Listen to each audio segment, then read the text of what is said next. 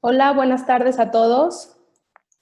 Bienvenidos a esta sesión de impulso en Moller Consultores, las cuales se llevan a cabo pues cada 2 semanas, los días miércoles. Los invito a que, espero que se esté escuchando todo bien, que tanto los que nos acompañan en Facebook como en Zoom estén escuchándome, que el sonido esté todo bien. Si no, Ana Isabel Rodríguez me está acompañando el día de hoy y ella estará atenta a sus comentarios. En caso de alguna situación, ella me la hará saber. Entonces, pues bienvenidos a todos, tanto a quienes nos acompañan en la plataforma de Zoom como a quienes nos acompañan en Facebook Live. Sean bienvenidos. Para quienes están conectando por primera vez, me presento, mi nombre es Judith Salcedo, socia de Moller Consultores, y pues el día de hoy estaré compartiendo con ustedes un tema que en lo particular me apasiona mucho, ¿no? Como son los descriptivos de puestos, y como el título, en el caso de este webinar, lo denominamos la relevancia de los descriptivos de puestos para superar esta crisis. Entonces, los invito a que interactuemos, ya sea mediante el chat de Zoom o mediante el chat de Facebook, que podamos hacer esto interactivo. Cualquier pregunta que tengan, Ana Isabel me estará apoyando. Si existen comentarios o dudas, al final daremos algún tiempo antes de las conclusiones para poder comentarlo. O ya en caso de que algún tema en particular ustedes quieran comentar, pues lo podremos ver después, ya seguirlo comentando, ¿no? Y poderles complementar. De igual forma, también de cada uno de nuestros webinars, les recuerdo, se sube una nota técnica, las cuales las subimos en nuestra página de internet, en el apartado de webinars. Entonces yo los invito a que estemos totalmente enfocados hoy en el contenido que voy a compartir con ustedes, que cualquier, digamos, nota, los invito a que más bien la información pues la puedan obtener de la nota técnica durante el transcurso de la semana, ¿no? Entonces, pues ya entrando en materia sobre el tema, que es la relevancia de los descriptivos de puestos para superar esta crisis, como yo les decía, es un tema que a mí en lo personal me apasiona mucho, ¿sí? ¿Y por qué me apasiona? Porque cada vez que estudiaba más del tema y me daba la oportunidad de compartirlo con nuestros amigos empresarios, pues me daba cuenta que es un tema que no le damos la relevancia que requiere.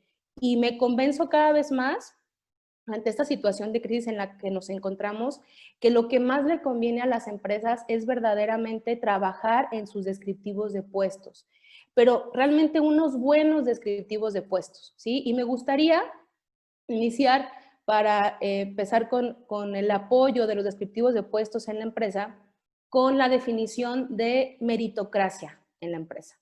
¿Qué es la meritocracia? Seguramente para algunos este término es nuevo, seguramente algunos ya han escuchado, y a mí me gustaría que lo apliquemos en la empresa. ¿Qué es la meritocracia en la empresa? Yo lo denomino como ese sistema a partir del cual se logra o se nombran a todas las personas en la empresa que vayan a desempeñar un puesto, pero que realmente se nombren a partir de sus conocimientos, de su experiencia, de la educación que tienen, ¿no? del grado de educación que tienen y de sus competencias y aptitudes. O sea, que realmente a partir de la meritocracia o de implementar la meritocracia en la empresa, nos demos la oportunidad de que se tengan a las personas adecuadas en la empresa. Y realmente vivir la meritocracia como parte de una cultura organizacional, ¿sí? ¿Y a qué me refiero con ser parte de una cultura organizacional? Que realmente todos los colaboradores que trabajan en la empresa o que pretendan incorporarse en la empresa tengan claro que quienes van a formar parte de la operación pues tienen que tener las habilidades, las competencias, la experiencia para realmente desempeñar un puesto, ¿sí? Y realmente un puesto que impacte o que genere valor en la empresa. O sea, digamos que cobra un mayor relevancia la meritocracia en aquellos puestos clave de la compañía. ¿A qué me refiero con los puestos clave? Las direcciones, las gerencias, fundamentalmente porque son quienes toman las decisiones más importantes, ¿no? Entonces, vivir la meritocracia en la empresa es eso, que todos los colaboradores tengan claro que quienes se incorporan es a partir de su mérito, es a partir porque tienen las competencias y las habilidades para hacerlo, y que todos tengan claro que las personas que forman parte de la empresa es por responsabilidad, ¿sí? Y no por privilegio. Y aquí a lo mejor voy a entrar en un tema muy polémico, ¿no? Y que a lo mejor algunos, pues puede sonar fuerte, ¿no? Pero que al decir que no sean de privilegio es porque realmente que el sueldo que se les paga en retribución del desempeño de un puesto es por un trabajo productivo y por la generación de valor en la empresa y no una beca de manutención vitalicia, ¿no? ¿Y por qué digo que no una beca de manutención vitalicia? Porque suele pasar en las empresas familiares, ¿sí? Que al querer incorporarse las segundas, las terceras generaciones dentro de la empresa, pues creen que por ya ser parte de la familia, tienen el derecho de hacerlo, ¿no? Y realmente vivir la meritocracia dentro de la empresa es romper todos este tipo de esquemas, ¿no? O sea, que quienes se integran en la organización, independientemente de que sean o no familiares, lo van a hacer porque son las personas adecuadas para desempeñar ese puesto.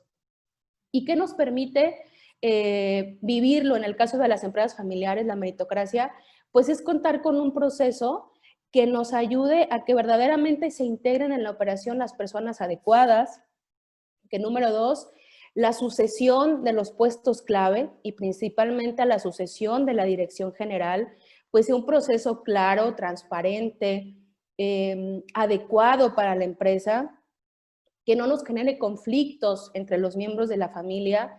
¿Por qué? Porque al no hacerse de manera, un proceso de manera clara, pues puede considerarse que a lo mejor se nombró director general al hijo favorito, ¿no? O al hijo mayor, como en muchos casos de empresas eso sucede, ¿no? Ya por ser el hijo mayor, yo creo que ya me corresponde la dirección general, pero luego, ¿qué crees? Que resulta que a lo mejor el hijo menor tiene mayor experiencia o tiene las habilidades y las competencias para desarrollar ese puesto. Y en muchas ocasiones, si no se tiene un proceso claro de cómo hacer el nombramiento de estos puestos clave, pues imagínense, si yo como hijo mayor creo que ya por ser en la familia un puesto clave, por así decirlo, ¿no? O tener esos privilegios como hijo mayor, creo que también en la empresa. Y al nombrar al hijo menor, pues los conflictos que se pueden generar, ¿no? Y esto, de verdad es que no les hablo solamente por la teoría, ¿no? Sino porque me ha tocado vivirlo dentro de las empresas. Y me queda claro que tener un proceso claro y transparente a partir de tener unos buenos descriptivos de puestos nos permite evitar este tipo de situaciones, pensando en el caso de las empresas familiares, ¿no? Y de las familias empresarias, de cómo les puede apoyar. Entonces, hablamos de meritocracia, ya, ¿no?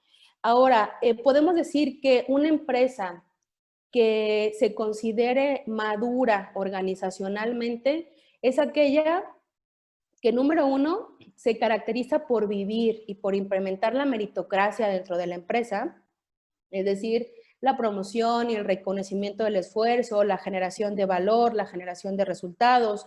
Eso es vivir la meritocracia. Y número 2, garantizar que los accionistas son capaces de tomar las mejores decisiones dentro de la empresa a favor realmente de la empresa. Y teniendo claro y en la inteligencia que lo mejor para la empresa siempre será lo mejor para los accionistas, pero no necesariamente lo mejor para los accionistas será lo mejor para la empresa. Y esto a lo mejor suena como un trabalenguas, ¿no? De hecho, voy a permitirme decirlo nuevamente, porque a veces cuando lo decimos la primera vez no nos da la oportunidad como recapacitarlo, pero es importante, es un concepto fundamental y clave en las empresas que están en ese proceso de ser organizacionalmente maduras, ¿no? Es decir, lo mejor para la empresa siempre será lo mejor para los accionistas, pero lo mejor para los accionistas no siempre será lo mejor para la empresa. Y aquí hay dos aspectos en este concepto, digamos, organizacionalmente, poniendo el ejemplo, ¿no? Que a lo mejor yo como director general, pues mi mayor anhelo y como miembro y fundador tanto de familia como de empresa familiar, mi anhelo es que mi hijo o mis hijos formen parte de la empresa, ¿sí? Y eso es lo mejor para mí y lo que me hace sentir bien. Pero me doy cuenta, pues, que verdaderamente a partir de los descriptivos de puestos que tengo definido y de lo que se requiere en la empresa, pues no, ninguno de mis hijos, pues son capaces para desempeñar esos puestos clave, ¿no? Y a lo mejor es una decisión dolorosa como fundador, como miembro o como patriarca de una familia, pero definitivamente lo mejor para la empresa probablemente será que ninguno de ellos forme parte de estos puestos clave, sino que lo mejor para la empresa será que se tenga un proceso de reclutamiento en el que a partir del perfil del puesto que se requiere en la empresa, se incorpore la persona que sea más capaz para desempeñarlo. Eso es lo mejor para la empresa. A lo mejor como familia no va a ser pues lo mejor, ¿no? Porque yo como papá y como patriarca y como socio fundador pues quise o quería o mi anhelo era que mis hijos formaran parte, pero automáticamente al irle bien a la empresa teniendo la persona adecuada en el puesto, automáticamente le va a ir bien a la familia. Entonces eso debe de ser clave en la empresa y debe ser clave de la cultura organizacional y de la cultura como empresa que nos vayamos generando y de familia empresaria, ¿sí? Igual en aspectos patrimoniales. Lo mejor como accionista o mis anhelos como persona o como accionista en una empresa, probablemente yo lo que sueño es comprarme un avión, ¿sí? Y me quiero comprar un avión porque yo siempre, desde que fundé la empresa, desde que fundé mi empresa, dije que me iba a comprar un avión. ¿Pero qué creen? Pues que a la empresa, patrimonialmente, este tipo de decisiones le afectan, porque no necesariamente el avión es necesario para la operación de la empresa, sino que al contrario, le va a mermar en su posición financiera, le va a mermar en sus gastos, porque no solamente es la compra del avión, sino porque es los gastos de, híjole, se me fue la palabra, pero del hangar, ¿no? Del piloto, todos los gastos fijos que esto lleva, que también van a salir de la empresa, ¿no? Entonces, eso sí es una decisión que a lo mejor a mí me beneficia como accionista, pero no le beneficia a la empresa y por ende va a ser también una afectación como familia empresaria en aspectos patrimoniales, ¿sí? Claro, eso no quiere decir que yo diga que como accionista me limite en aquellos aspectos que yo pues quiera en la parte individual, ¿no? Sino que hacerse con toda una planeación y que si no se requiere y no es necesario que se haga de la empresa, que no se haga a partir de la empresa, sea una inversión pero patrimonial en lo individual, ¿no? No como parte de una inversión de la empresa. Y son decisiones que deben de pues planearse de la mejor manera. Entonces, digo, para explicar un poquito más el sentido de este segundo aspecto que marca que realmente una empresa se está convirtiendo en una empresa organizacionalmente madura, ¿sí? Entonces, ¿pero qué marca, qué nos ayuda? Y el estudiar este tema me ha permitido identificar aspectos importantes y uno de ellos es que los descriptivos de puestos es un aspecto que ayuda a que la empresa vaya cada vez en ese camino, convirtiéndose en una empresa organizacionalmente madura. ¿Y por qué? Porque el descriptivo de puesto definitivamente puede convertirse en esa brújula que nos va a marcar el norte, ¿sí? El norte de decisiones fundamentales dentro de la empresa y que yo me permito mencionar tres de ellas, ¿sí? Si bien pueden ser más, digo, por cuestión del tiempo quise definir aquellas que son 3, las que en mi opinión son las decisiones que nos permiten tomar el tener unos buenos descriptivos de puestos como esa brújula que nos define el norte en una empresa organizacionalmente madura, ¿sí? Número 1 es que nos permite tener o incorporar a las personas adecuadas en los puestos. O sea, aquellas personas que cuentan realmente con ese perfil, con esas habilidades, competencias, experiencia, que como ya lo decía, para desempeñar los puestos clave dentro de la empresa. ¿Y a qué me refiero como puestos clave? Los puestos directivos y los puestos gerenciales. Claro, aquí depende de la estructura de la empresa, ¿no? Pero aquellos, digamos, aquellos puestos que están en el primer y segundo nivel principalmente, que toman las decisiones fundamentales dentro de la empresa. Y estas decisiones, pues definitivamente en las empresas familiares toma una mayor relevancia, ¿no? ¿Por qué? Porque al incorporarse a las generaciones, una decisión trascendental de los fundadores es justo como ya lo decía, el decidir quién de mis hijos o quién de nuestros sobrinos, ¿sí? Una decisión a lo mejor si somos entre hermanos, socios, pues bueno, quién de los sobrinos va a desempeñar estas funciones clave, ¿no? Y una de ellas puede ser la dirección general. Ya sea por una situación de ya la falta del fundador o de los fundadores, o simplemente ya por su necesidad de retirarse de la operación de la empresa. Entonces, se complica aún el tema cuando, bueno, o ya son varias generaciones o incluso hay varias familias dentro del patrimonio familiar.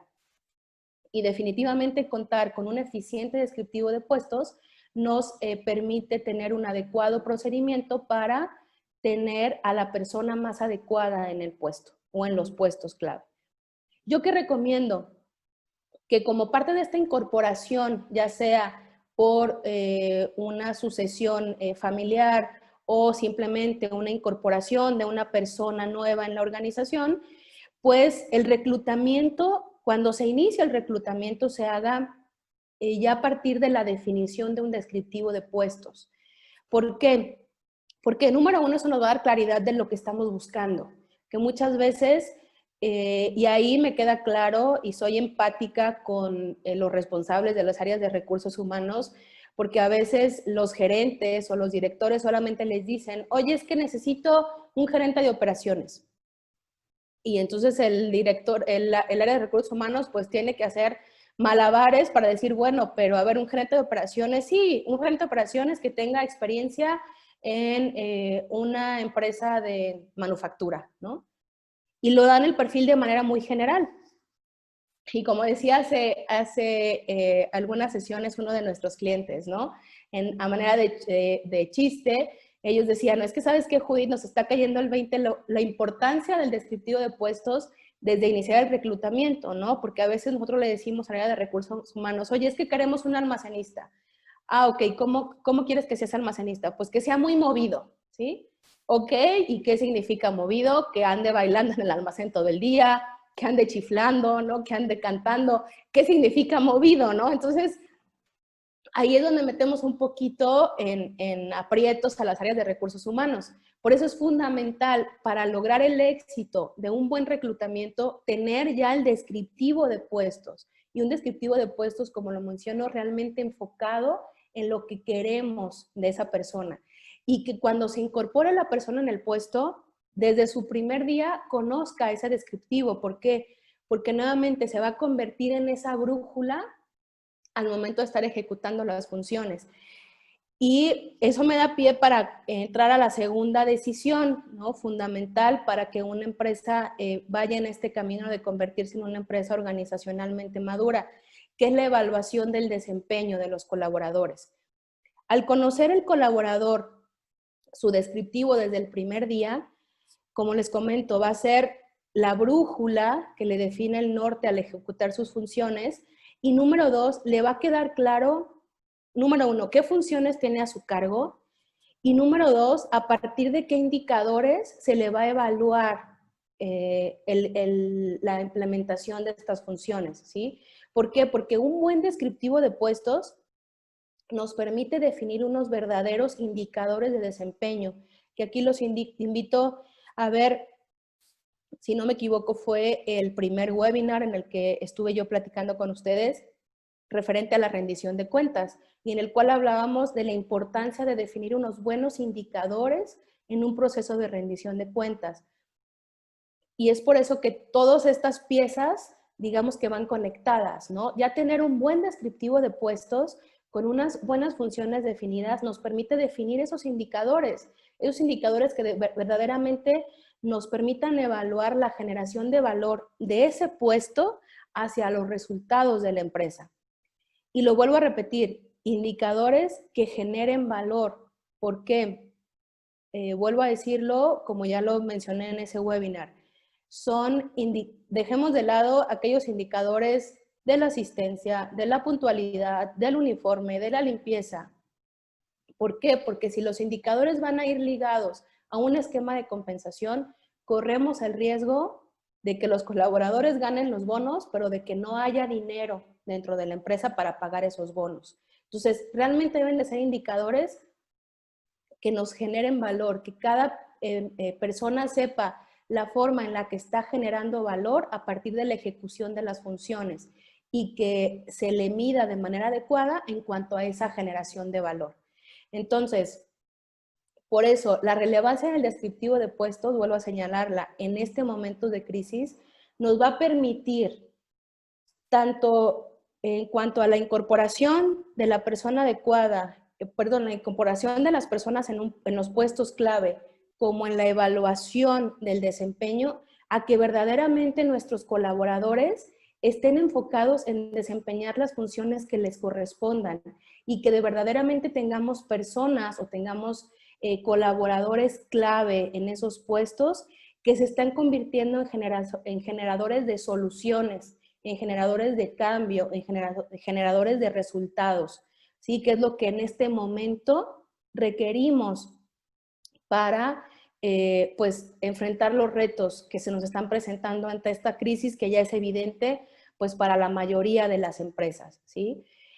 Y la tercera decisión a partir de la cual podemos evaluar o podemos decir que una empresa está en ese camino de convertirse en una empresa organizacionalmente madura, pues es que al contar con unos verdaderos descriptivos de puestos podemos definir una remuneración adecuada. Una remuneración adecuada que también, como ya lo platicamos en el webinar anterior, de hace 4 semanas que yo estuve con ustedes, una remuneración enfocada en resultados, ¿sí? Una remuneración que verdaderamente nos permita evaluar o que verdaderamente nos permita que estén alineados los objetivos de los colaboradores con los objetivos de la empresa. Que al estar definidos esos indicadores, realmente al cumplirse, se vean beneficiados nuestros colaboradores económicamente. ¿Por qué? Porque al cumplirse esos indicadores, automáticamente le estará yendo bien a la empresa y tendremos claro que estamos alineados todos en lograr el objetivo de la empresa. Y de esa manera, pues tendremos una remuneración adecuada tanto en cuanto sueldo fijo, ¿sí? ¿Por qué? Porque entonces la definición de su sueldo fijo va a ser a partir de mi aportación de generación de valor dentro de la empresa, o sea, es decir, a partir de las funciones que desempeño, a partir de las responsabilidades que tengo, y no solamente, solamente por el decir que soy gerente o director de operaciones, ¿no? Como decía uno de los consejeros de una empresa que tuve el gusto de participar en el consejo de administración, ¿no? Puede haber directores chiquititos y gerentes grandototes. Entonces, definitivamente, el nombre del puesto no nos va a definir una remuneración, nos define una remuneración adecuada en cuanto a una remuneración fija, el que esta vaya alineada con las responsabilidades, las funciones y los resultados que se espera del puesto.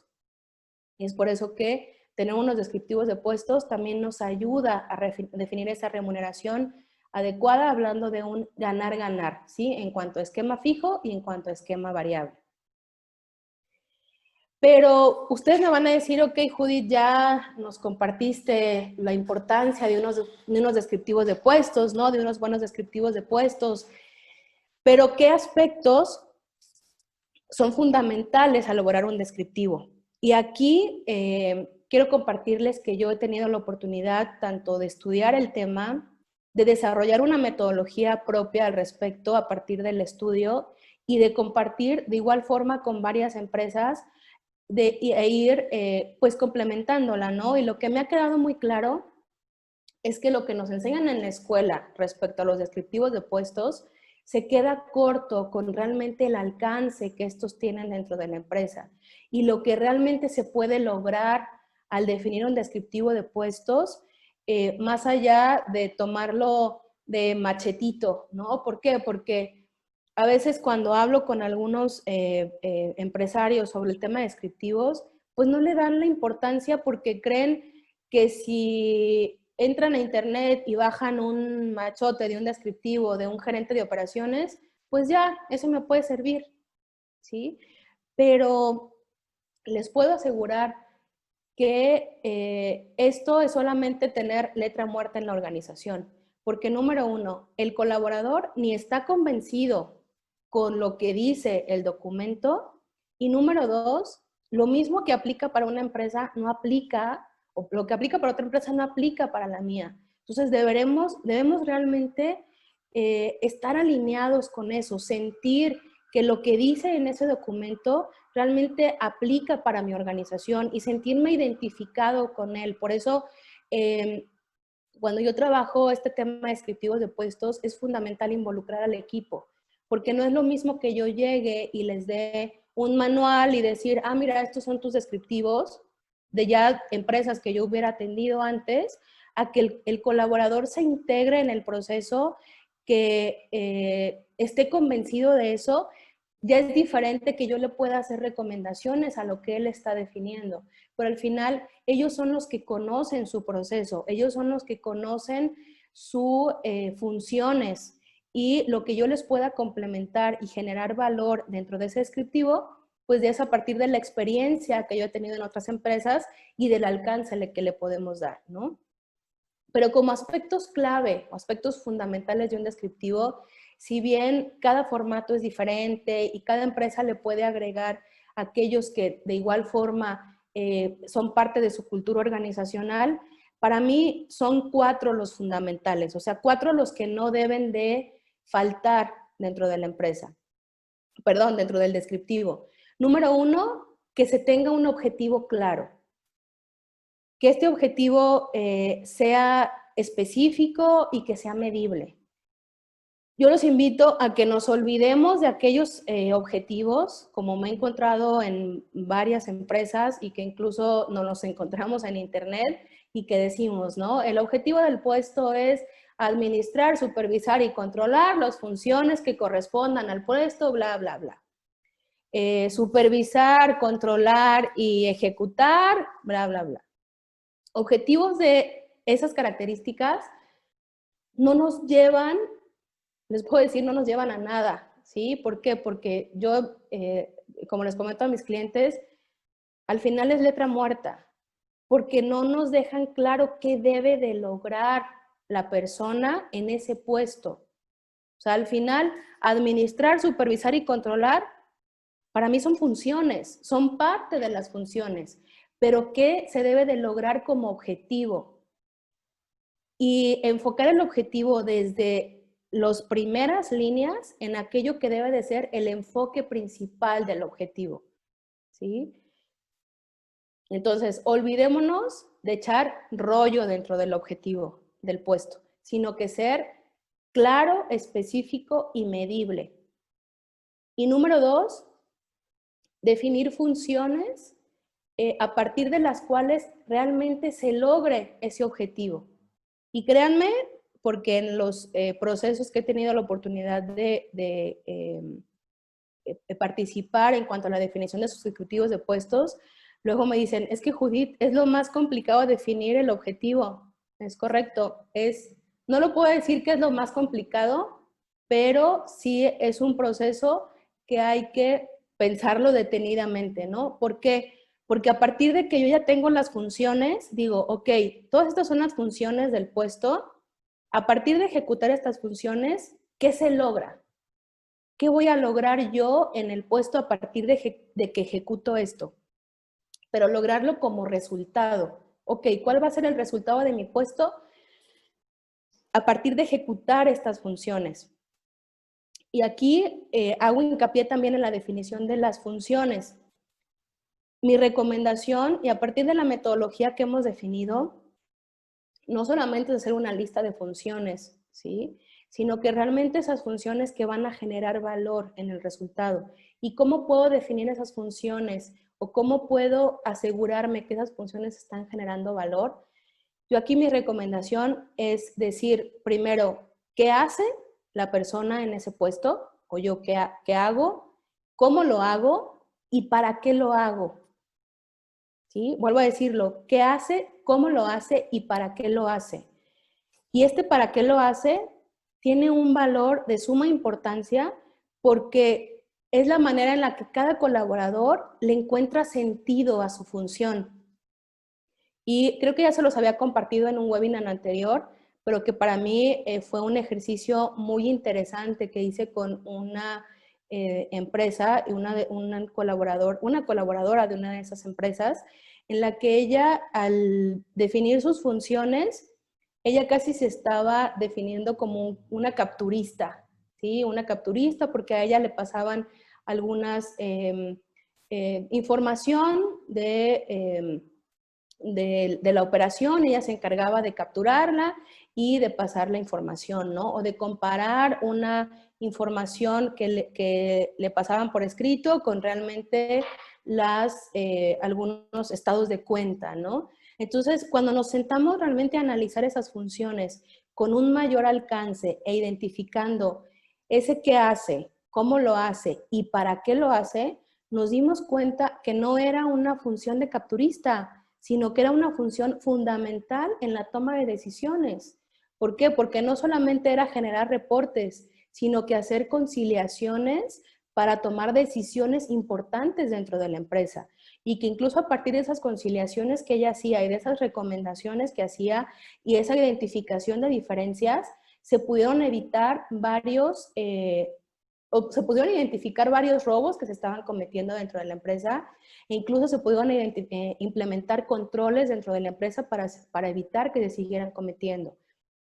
Entonces, de verdad que el compromiso que se adquieren los colaboradores a partir de que identifican de qué manera están aportando en la generación de valor a partir de la función que están implementando es clave y es clave también en la cultura organizacional. Entonces yo los invito a que le den ese alcance a esas funciones, que cada colaborador, independientemente del nivel jerárquico que tengan, del alcance que tengan en la empresa, sepa cuál es su aportación de valor, de su función.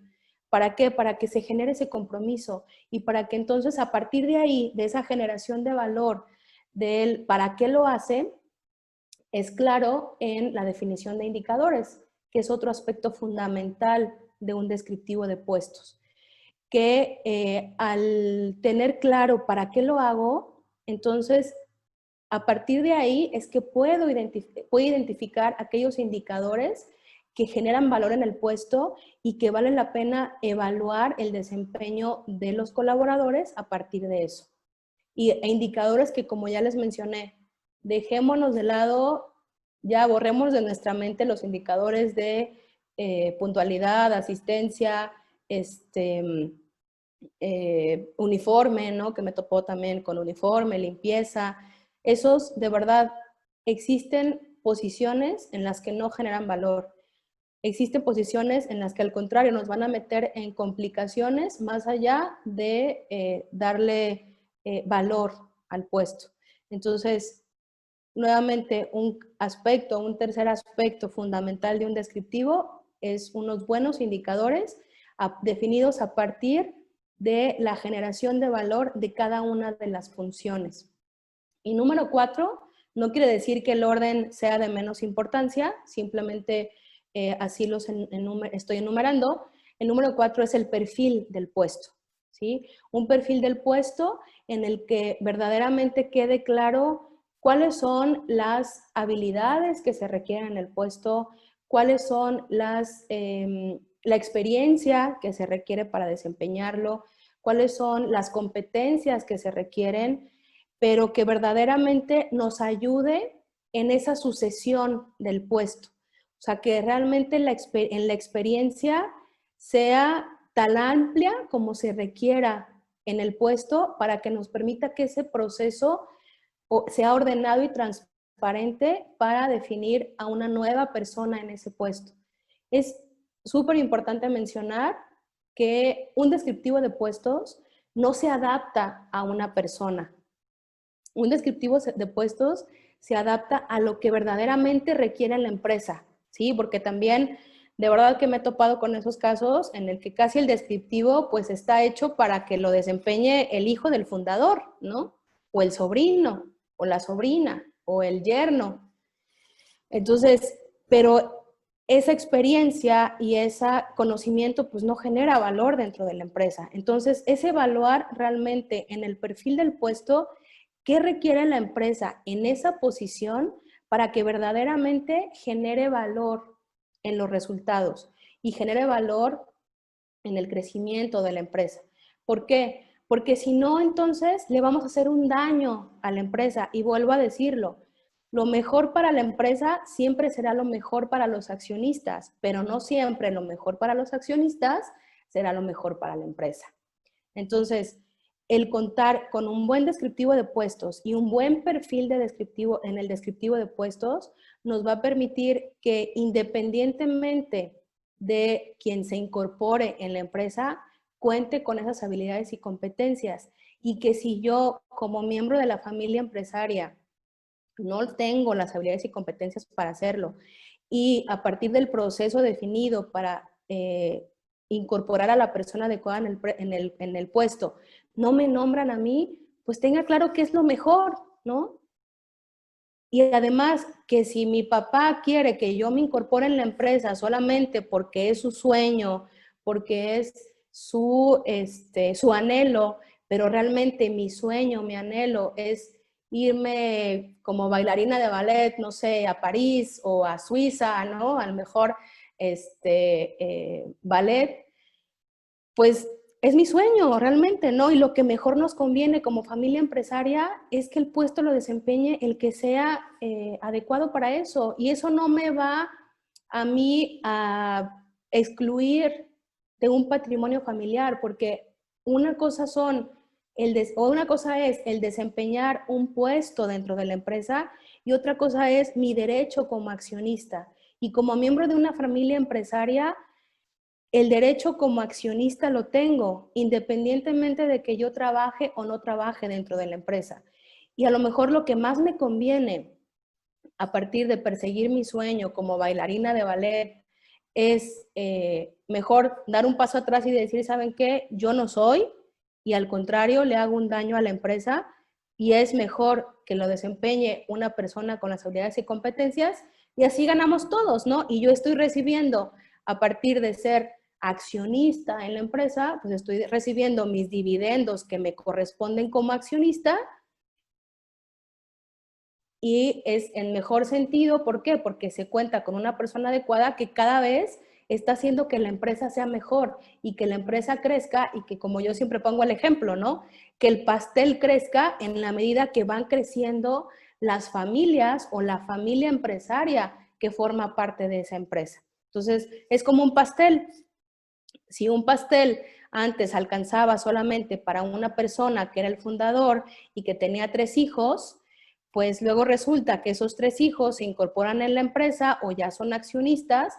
Si el pastel se queda del mismo tamaño, la rebanada nos va a tocar pues más pequeña, ¿no? Entonces es importante que el pastel crezca en la misma proporción para que nos alcance un pastel de la misma medida que le tocaba al fundador a cada uno de los miembros de las familias empresarias. Entonces, es lo mejor tener una persona que tenga las habilidades y las competencias, y tener claro qué habilidades y competencias requiere esos puestos clave para que el pastel crezca, ¿sí? Y para que el pastel y la rebanada que me toca del pastel, pues me permita irme a cumplir mis sueños a donde yo quiera, ¿no?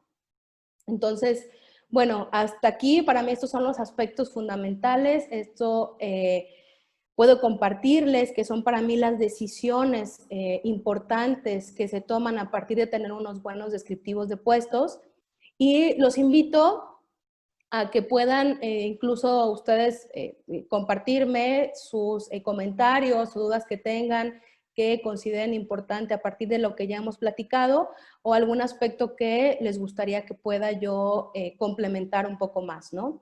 Entonces, no sé si Isabel, hasta aquí tenemos algún comentario, alguna pregunta, ya sea en redes sociales, en Facebook o en Zoom.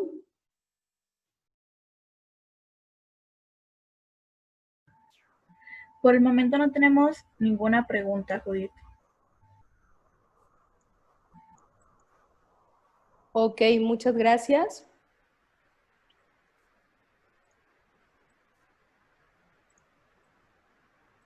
Entonces, me gustaría compartir con ustedes algunas conclusiones. De igual forma, los invito a que puedan comentar.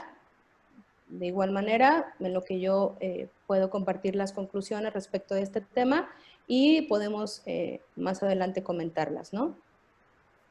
Para mí son 4 conclusiones importantes sobre la relevancia de los descriptivos de puestos y sobre todo para superar esta crisis, ¿no? O ante esta crisis.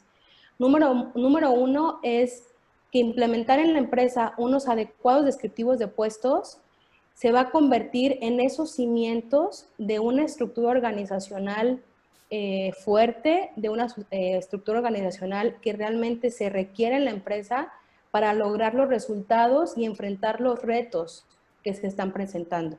Que me queda claro que no están siendo nada fáciles para los empresarios, para los fundadores, para los miembros del equipo directivo. Entonces, yo los invito a que revisen sus descriptivos, que a partir de lo que ya hemos comentado el día de hoy, tengan claro si los descriptivos que tienen actualmente son casi de machetito, como nos los puede marcar el internet, ¿no? Que incluso ya han sido letra muerta de hace varios años, porque eso también es otro tema. Los descriptivos se actualizan de manera permanente. No se puede tener unos descriptivos a lo mejor de 2, 3 años sin tener que revisarlos si realmente corresponden a la estructura organizacional actual. Entonces, yo los invito a que revisen sus descriptivos si corresponden a la estructura organizacional actual que estamos requiriendo para estos retos actualmente de esta crisis, o si no se tienen, pues bueno, están en muy buen momento para definirlos, ¿sí? Y para trabajar en ellos. ¿Por qué? Porque una segunda conclusión para mí es que es muy probable que muchas empresas, ante todo este tema de crisis, pues han tenido que hacer recorte de personal. No porque a lo mejor lo hubieran querido, sino porque ya buscaron todos los elementos, todos los aspectos a hacer y ya ha sido la última decisión o el último recurso que tienen, pues el tener que despedir a varios colaboradores. Y en ese momento es importante revisar ese reacomodo de funciones, ¿sí? ¿Por qué? Porque es a lo mejor necesario que el director general tuvo que asumir algunas funciones de un puesto gerencial o de un puesto directivo o de un puesto de jefatura. Entonces, es importante que los colaboradores tengan claro en este reacomodo de funciones, ahora qué voy a hacer y de qué manera me van a medir y de qué manera voy a estar enfocado en generar esos resultados que requiere la empresa. ¿Para qué? Para evitar más bien duplicidad de funciones, para evitar que se nos escapen algunas funciones que a lo mejor de las personas que tuvimos que prescindir, pues no las estamos tomando y ahí se nos pueden escapar aspectos fundamentales de la operación. Entonces, es importante revisar esos descriptivos de puestos. Si ya se tenían, de qué manera se van a hacer ese reacomodo de funciones ante esta estructura actual que se requiere para enfrentar estos nuevos retos ante la falta ya incluso de algunos colaboradores, ¿sí? Una tercera conclusión, la importancia central de un descriptivo que lo marco como central porque para mí se convierte en esa brújula, o sea, es lo que realmente hace que el descriptivo se convierta en esa brújula, es la alineación entre el objetivo y las funciones que se deben de desempeñar en el puesto. Que a partir de, como ya les mencioné, de las funciones que debe de tener a cargo, que tendrá a cargo el colaborador, a partir de ejecutarlas, ¿qué objetivo va a lograr? ¿Qué resultado se va a lograr? Porque no es posible que las funciones vayan hacia un lado y el objetivo vaya hacia el otro. Deben de estar alineadas, las funciones automáticamente impactar en el objetivo. Y las funciones, como ya lo mencioné, debe de tener claro de qué manera, o le debe de quedar claro al colaborador de qué manera al ejecutar esa función va a impactar en la generación de valor en la empresa, para que a su vez pueda irse midiendo ese impacto en la generación de valor y por ende en la aportación al objetivo. Pero no, vuelvo a lo mismo, un objetivo claro, un objetivo que realmente pueda ser medible y que realmente pueda ser medible, claro, transparente, ¿sí? Y por último, el descriptivo de puesto debe de convertirse en esa herramienta de alineación, por un lado, de los objetivos, ¿sí? O sea, del colaborador con los objetivos y sus funciones, pero también de la relevancia que cada uno de estos tiene en la aportación de la generación de valor en la empresa, para que de esta manera cada colaborador tenga claro, así como una brújula, causa-efecto de lo que yo hago o dejo de hacer a partir de mis responsabilidades, de mis funciones en la generación de la empresa, en la generación de valor de la empresa y en el crecimiento de la empresa. Entonces, es un documento de suma importancia, pero vuelvo a lo mismo, que realmente sea o corresponda a la estructura organizacional que tenemos en la empresa y que corresponda a la actualidad de lo que requerimos dentro de la empresa y que sea conocido por cada uno de los colaboradores su descriptivo de puesto y que le quede claro la aportación que tiene, la relevancia que tiene y la forma en la que impactan, vuelvo a lo mismo, causa o efecto, si hago las cosas o dejo de hacer, sobre todo en estos momentos de crisis. ¿Sí? Pues para mí son estas 4 conclusiones respecto al tema. No sé si en estos minutos hubo alguna pregunta, algún comentario para dar pie a ellos, sino para pues dar ya por concluido este webinar. Isabel, ¿tienes algún comentario o pregunta? Solo comentario de Chely Suárez. Menciona: hola licenciada, buenas tardes. Gracias por la orientación, que de verdad es importante para formarnos una conciencia de responsabilidad ética y laboral. Ok, muy bien, muchas gracias. Sí, definitivamente es ir generando conciencia, es generando cultura y eso es el objetivo de compartir parte de este conocimiento y de esta experiencia, ¿no? De poderles aportar a las empresas y porque un concepto que he tenido claro que el compartir conocimiento suma, ¿sí? Y qué más que sumar en estos momentos en el que todos estamos requiriendo de valor, ¿sí? Estamos requiriendo de aquello que nos pueda sumar para aportar, para salir lo más pronto posible de esta situación de crisis y de poderles apoyar, de aportar, que es nuestra misión como consultores de empresas, el aportarles en su crecimiento y permanencia. Entonces, pues, no me queda más que agradecer nuevamente por su asistencia, participación en este webinar. Les recuerdo, pueden descargar nuestra nota técnica en el apartado de webinars de nuestra página de internet, que es www.monerconsultores.com.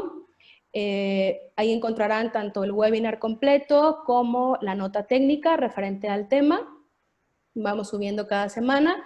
Entonces, en el transcurso de la semana estará ya el documento y el video, ¿no? Para que incluso si lo puedan compartir. También está nuestro canal de YouTube, que los invitamos pues a suscribirse y estamos subiendo contenido semanal sobre tanto de estos tipos de temas como de estrategia, de finanzas, que es parte de nuestra metodología. Entonces, pues los invito a a seguir conectándose en nuestros webinars. Recordemos cada 2 semanas, los días miércoles, 7 de la tarde, a partir de nuestra plataforma de Zoom o de Facebook Live, que será pues un gusto tenerlos nuevamente. Pues muchas gracias, que tengan una excelente noche y nos vemos dentro de 2 semanas con mi socio Ricardo Moller, que nos estará compartiendo el tema. Déjenme decirles cuál es el tema. Se llama Reestructura tus deudas sin morir en el intento. Entonces, pues creo que va a estar súper interesante para todos nuestros empresarios y miembros del equipo directivo. Pues nos dará mucho gusto que participen dentro de 2 semanas, miércoles 7 de la noche. Que tengan una excelente noche. Hasta luego. Hasta luego. Y además aprovecho para comentar que las preguntas que quedaron pendientes las responderemos personalmente. Ok, perfecto, Isabel, muchas gracias. Entonces ya yo me pongo en contacto directo. Por favor, déjenos sus datos, su correo, para seguir en contacto y ya poder comentar un poquito más sobre el tema. Bien, gracias, que tengan una excelente noche. Hasta luego.